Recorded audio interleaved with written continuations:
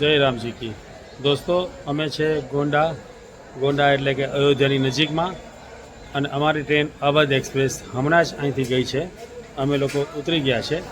હવે અમે લોકો અહીંથી બાય ટેમ્પો જશું અવધ, એટલે કે અયોધ્યા. અવધ ટ્રેન અયોધ્યા નથી જતી, એના માટે અહીં જ ઉતરવું પડે છે.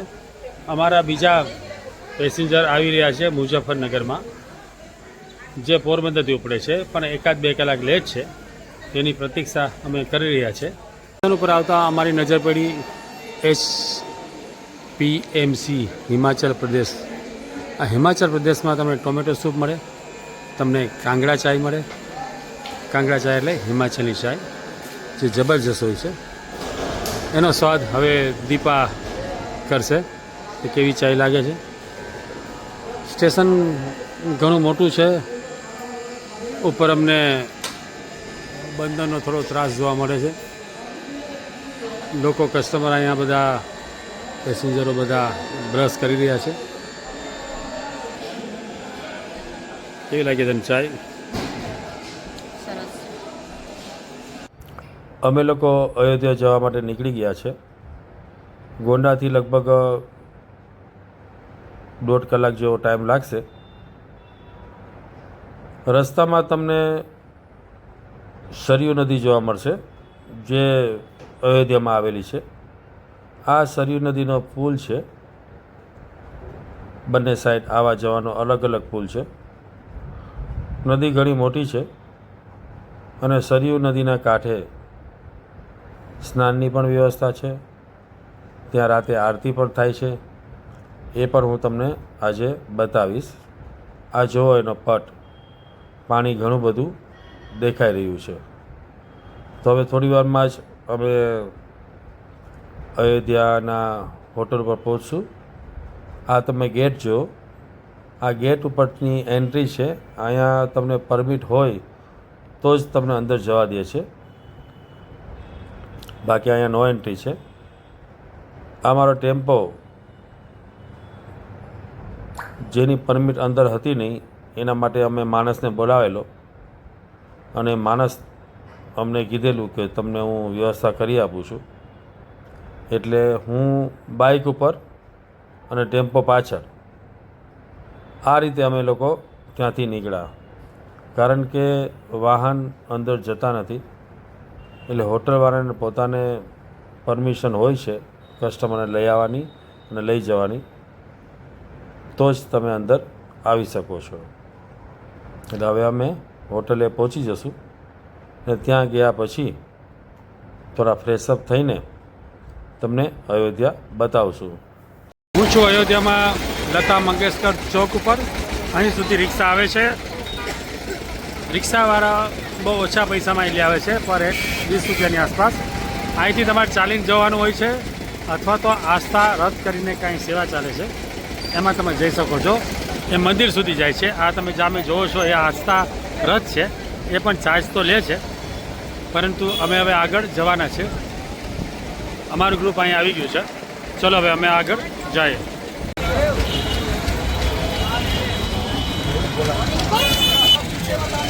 અમારો આસ્થા રથ આવી ગયો છે. અમે લોકો બેસી ગયા છે અને હવે રામ મંદિર જઈ રહ્યા છે. ચાલો ભાઈ, અમારો રથ હા હા છે અયોધ્યાની માર્કેટ, જે તમે જોઈ રહ્યા છો.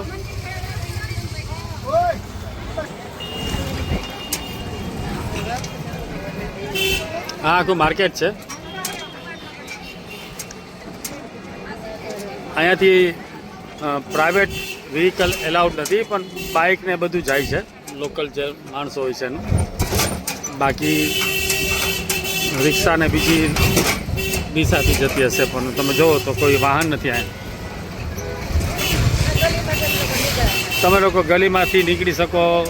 હા, આ જે ગંગા બેકર છે બહુ જૂનું છે, અને સરસ મજાની બંને બાજુ જો તમે બાંધકામ છે, મસ્ત વચ્ચે રસ્તો છે. આ છે અયોધ્યાની ગલીઓ, પણ મસ્ત હવે રોડ થઈ ગયો છે. ગવર્મેન્ટે, હા, આ મહાપ્રભુજીની બેઠક છે. અને ધર્મશાળા પણ છે. બસ આ રીતે બેરિકેડ મારેલા હોય, તમે આગળ નથી જઈ શકતા. પણ આ આસ્થા રથ છે ને, જે સેવા આપે છે એ જઈ શકે. આના પર પૈસા છે, પણ અમારે એક ભાઈ કીધું છે કે મારું નામ દેજો એટલે થઈ જશે, એટલે અમારા માટે આખી એને વ્યવસ્થા કરી છે. સારી વાત છે. અયોધ્યામાં ફરવા લાયક તો ઘણું બધું છે. રામ મંદિર તો હું તમને બતાવીશ, પણ બહારથી બતાવીશ, કારણ કે અંદર તો તમે સમજી શકો છો કે મોબાઈલ એલાઉડ નથી. ગઢી આ બાજુ આવેલું છે, એ આપણે પછી મંદિર પાસેથી જશું. પહેલાં આપણે મંદિરમાં દર્શન કરી લઈએ. હા, લાઇટિંગ પણ જોશું અને સરયુ નદીના કાંઠે આપણે આરતી પણ જોશું, પણ એ કાલે જોશું, આજે આપણે નહીં જોઈએ.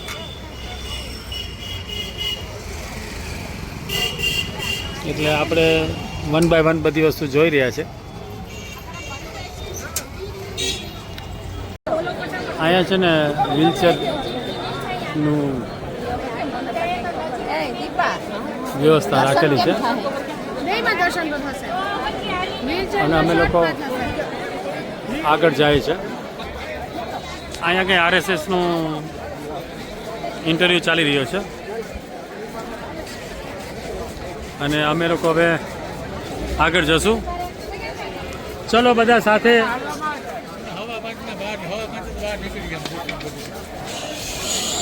આ રીતે જ જવાનું છે, ફટાફટ દર્શન થઈ જશે, એની કોઈ ચિંતા ન કરતા કે શું થશે.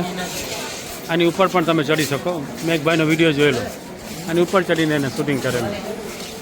એટલે શૂટિંગ કરવાની અહીંયા તો કંઈ મનાઈ નથી. જોયું ને સુગ્રીવ કિલ્લા, સુગ્રીવ નામ તો સાંભળ્યું જ હશે.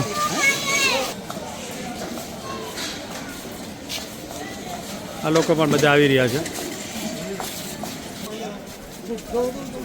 આ સામે જે દેખાય છે ને તે જ મંદિર છે. જય રામજી કી.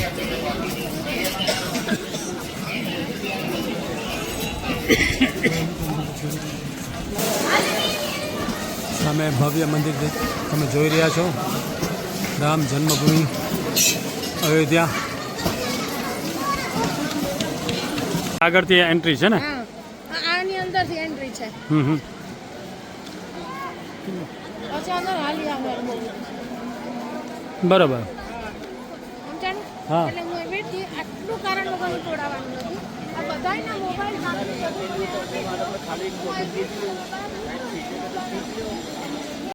અમે લોકો સામેથી આવ્યા, આવીને આ બાજુ ગયા. અહીં લોકર છે અને ચંપલની વ્યવસ્થા છે. એ ચંપલ રાખીને પાછા અંદર ગયા. અંદર જઈને ત્યાં અમે આગળ દર્શન કરવા માટે ગયા. તો આ ટાઈપની અહીં વ્યવસ્થા છે. વ્યવસ્થા ઘણી સારી છે.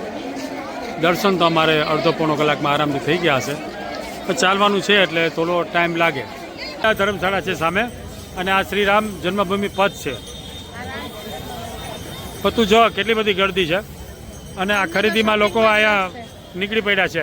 આ મારા નીલમ ભાભી જો અત્યારે કંઈક ખરીદી કરી રહ્યા. હું તો પ્રસાદ લીધો, પ્રસાદ લઈને નીકળ્યા છે. બોલો. આ રેસ્ટોરન્ટ પણ મસ્ત છે. અહીંયા પૂરી, ઢોસા, ઇડલી, વડા. સાઉથ ઇન્ડિયન બહુ મળે, કેમ કે સાઉથ ઇન્ડિયાના લોકો રામને બહુ માને ભાઈ. કે શ્રીલંકા રામ ગયા હતા ને તો સાઉથમાંથી થઈને જ ગયા હતા, એટલે જબરજસ્ત ભાઈ. આ માર્કેટ તો જોવો તમે. આ કુલરમાં ચા.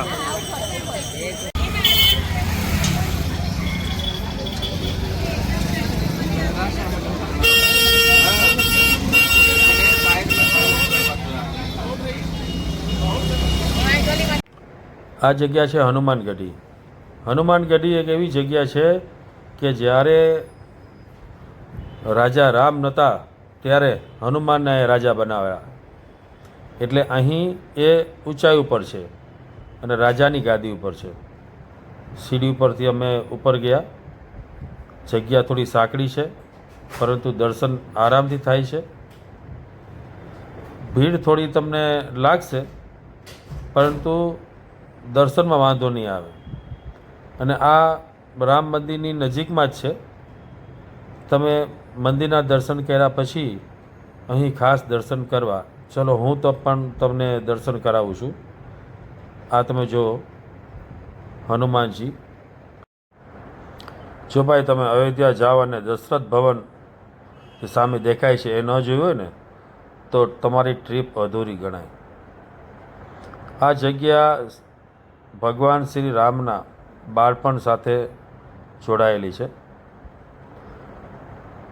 ઇતિહાસ કહે છે કે આ દશરથ રાજાનો મહેલ હતો. અહીં ભગવાન રામ, ભરત, લક્ષ્મણ અને શત્રુઘ્ન બાળપણ વિતાવેલું. હાલનું ભવન સમયાંતરે ફરીથી બનાવવામાં આવ્યું છે, પરંતુ સ્થાન એ જ છે. રામાયણમાં અયોધ્યાનો મહેલ તરીકે આ સ્થળ માનવામાં આવે છે. રાજસ્થાની શૈલીનું આ મહેલ બનાવવામાં આવેલો છે. ત્યાં અંદર તમને શ્રી રામના પરિવારની સુંદર મૂર્તિ જોવા મળશે. દિવાલો પર ભજન અને ચિત્ર અને ધાર્મિક શ્લોક પણ જોવા મળશે. તમે લોકો દર્શન કરી લો. રોજ અહીં આરતી અને ભજન થાય છે. માહોલ એકદમ દિવ્ય હોય છે. આ અયોધ્યામાં રામકોટ વિસ્તારમાં છે અને શ્રી રામ જન્મભૂમિની નજીક છે. ચલો હવે આપણે કનક મહેલ બાજુ જઈએ. અયોધ્યામાં જો સૌથી સુંદર ને ભવ્ય મંદિર હોય ને તો લોકો એમ જ કહેશે કે કનક ભવન. કારણ કે અહીં આ કનક ભવન છે ને એ માન્યતા મુજબ માતા કૈકેયીએ સીતાજીને લગ્ન પછી ભેટમાં આપેલો. કનકનો અર્થ થાય છે સોનું, એટલે સોનાની જેમ ચળકતું આ ભવન છે. પ્રાચીન મંદિર સમયે આ નાશ પામ્યું હતું, પણ હાલનું આ ભવન 1891ની આસપાસ મહારાણી રસુભાનુ એટલે ટીકમગઢ મધ્યપ્રદેશ તરફથી ફરીથી બનાવવામાં આવેલું છે.